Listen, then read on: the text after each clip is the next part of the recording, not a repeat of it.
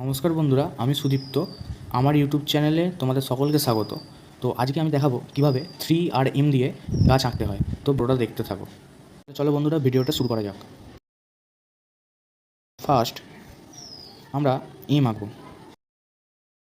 Second step আঁকবো একটা 3 and উল্টো একটা 3।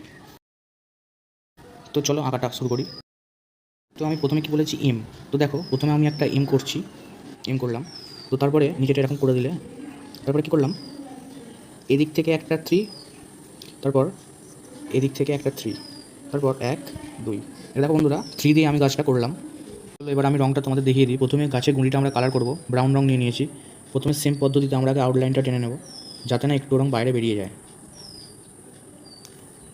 এর ভেতরটা আমরা পুরো কালার করে দেব।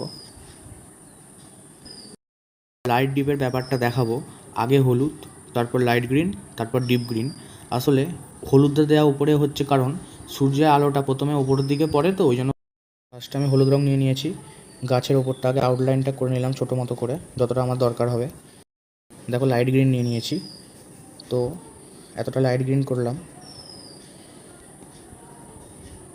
এই যে ডিপ গ্রিন নিয়ে নিয়েছি, দেখো সবার শেষে ডিপ গ্রিন এই দিকটা করে দিলাম। তো দেখো গাছটা কেমন হয়েছে। এবার আমরা একটু হাত দিয়ে এটাকে প্লেন করে দিতে পারি। তোমরা অবশ্যই কমেন্ট করো এবং লাইক অ্যান্ড সাবস্ক্রাইব করে দিও।